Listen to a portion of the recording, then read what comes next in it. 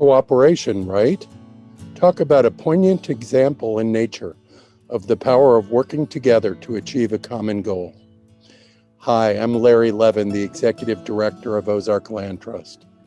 This past year has been fraught with so many challenges, so many obstacles to overcome. During that time, we've had to find new ways to do our work and accomplish our aims. But one thing that's been more pronounced than ever is the need to build and reinforce our relationships with the partners with whom we collaborate on behalf of collaboration across the Ozarks.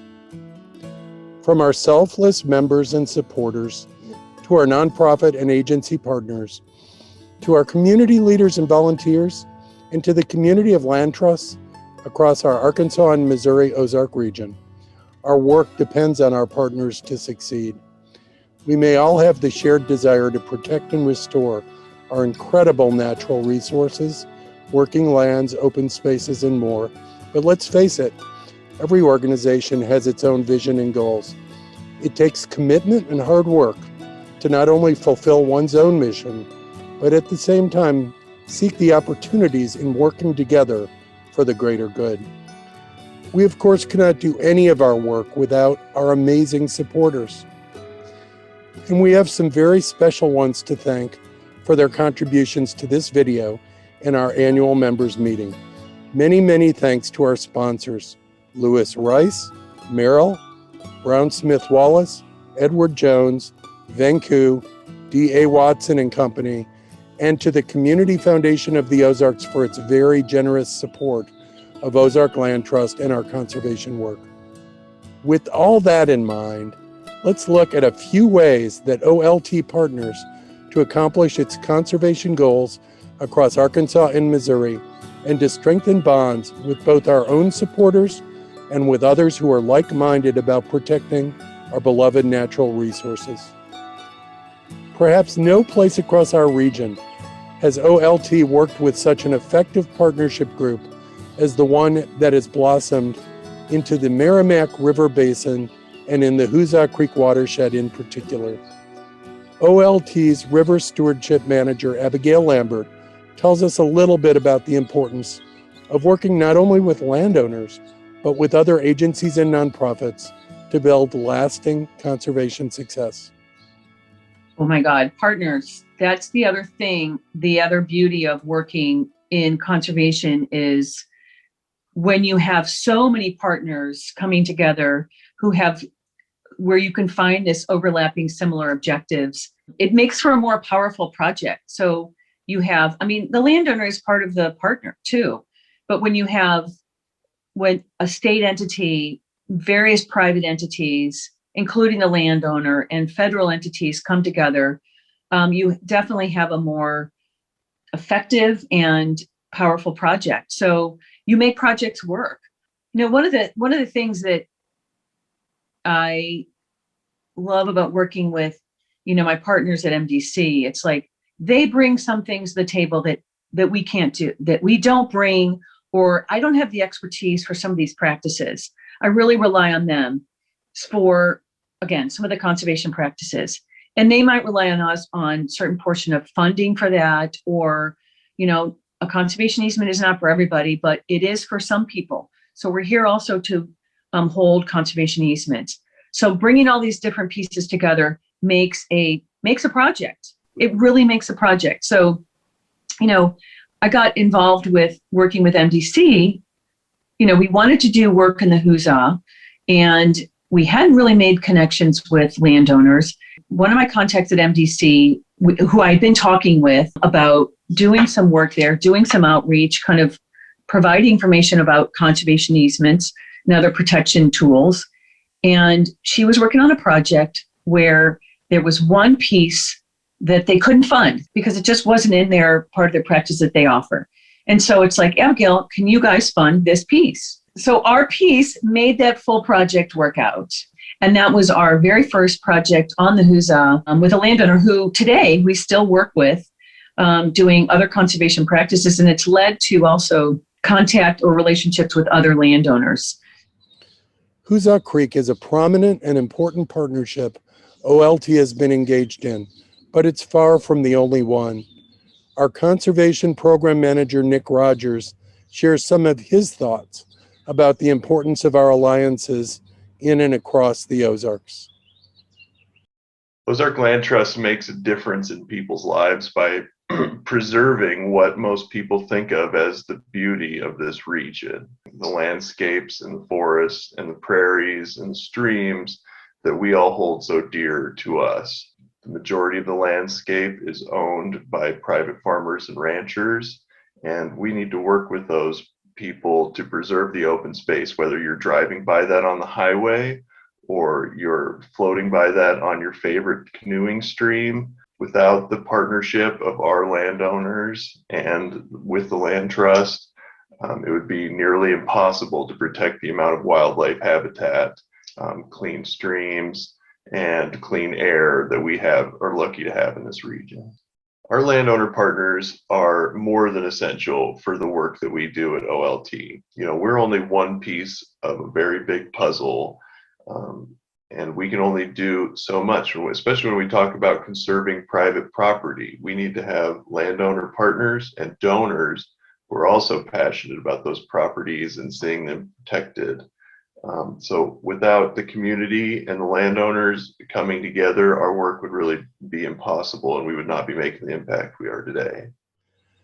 You've heard about why partnerships are important to us, but we thought you might appreciate hearing about these collaborations from the perspective of some of our partners. Gus Raker, a longtime associate at the Missouri Department of Conservation, tells us why it's so important for MDC to work with land trusts like OLT across the state of Missouri. Where does the notion of partnership fit in, not just for your personal passion, but in terms of how MDC sees it?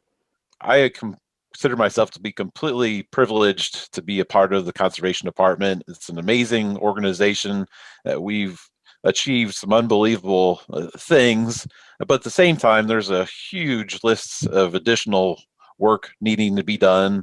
And the reality is we don't have the people and budget and resources to be able to do anywhere near all the work that needs to be done. The only way we're going to get there is working with partners such as Ozark Land Trust and many others. We each have our own areas of expertise and strength and different things that we bring to the table. Mm-hmm. And so that, I think, to me is another great opportunity in working with partners. It's a partnership where we're actively working together. So, our groups have worked together in many areas, but one of the areas of most concentration has been the Merrimack and the Ozark. Our team there, which is a wonderful combination of nonprofits and government agencies, right? We have Missouri Department of Conservation. We have your friends at the Department of Natural Resources. We have OLT. We have the Nature Conservancy. We have the Fish and Wildlife Service. we have the Natural Resource Conservation Service. We have the Environmental Protection Agency. We're all working together in that region, and we were just awarded a very large grant to work on restoration of that watershed. And honestly, mm-hmm. without all those participants, talk about how much more difficult it would be to pull something like that off. Again, having that bench strength of different groups and different, whether it be, one may be more well-versed in fundraising, whereas another has more scientific wherewithal, mm-hmm. and another might have a lot more just local trust in the community and be able to be that bridge builder, for example. Just having all those different resources coming together just makes a huge difference in making important projects happen. The fact of the matter is development is going to happen on the landscape. And so it's really important then that when we protect properties, we're protecting the right places. So how can we find ways to more effectively work with partners to increase impact across the state? We don't necessarily have to have the biggest logo on the sign or whatever. what's the most important is getting the job done. I guess I'll just say, I don't know if in closing maybe, but just what a pleasure it is having groups such as Ozark Land Trusts out there to work with. It makes so much more possible than would be possible otherwise. We already talked about this, but just having these other organizations, cheering each other on and bringing more resources to the table, it's just made so many more projects possible that never would have happened otherwise. I agree, and I will add, for people who are not that familiar with our work, these projects are hard. Mm-hmm. They take time, they take a lot of thought and creativity and flexibility and back and forth, and without having willing and friendly partners, it would be nigh on impossible to stick with it and get it done. So kudos to you, to your department, your organization, and to our fellow land trusts for all the work that we do to support and promote conservation in our region. And with that, having taken enough of your time, I want to say thank you so very much, Gus, and continued great success with the Department of Conservation. Well, thank you, Larry. It's just been a terrific pleasure. I always enjoy visiting with you and working with Ozark Land Trust, and feel very fortunate to have the opportunity. You've heard a little bit in the previous segments about how we work with other nonprofits, like the Nature Conservancy, for example. But there's also a concerted effort by land trusts in our region to work together to create a rising tide that lifts all our conservation boats. One of the ways we do that is through building coalitions of land trusts to let landowners and the public know about our collective good works. There are state and regional land trust associations across the country, and one such group is the Missouri Land Trust Coalition. Our friend Ginny Moore from the Conservation Fund helps us understand why this kind of sharing among like-minded groups can elevate all of us. So if a partnership works the way it ought to, each group can bring its own kind of level of experience and expertise to the table, right? So, whether that's an OLT and a conservation fund, or, any nonprofit partners, yours might be in a particular case, you might be able to obtain and figure out the financing for a transaction, whereas another nonprofit might be involved in holding the property, or holding an easement, or holding another kind of interest in real estate to protect it long term. It doesn't, for you, it's really about getting the transaction done, just as it is about us. We have landowners who donate their land. We have agencies who support projects. We have nonprofits who support projects. So it's really whatever works in terms of the particular transaction or a program that you're trying to accomplish, right? Oh, yeah, that's absolutely true. And it's so important for all of us to understand what our partners' roles are, and therefore what role we play, in that partnership. And so, for example, with the Conservation Fund, the role that we play when we're working with a federal agency is very, very different than the role that we might play when we're working with a neighborhood community in an urban setting.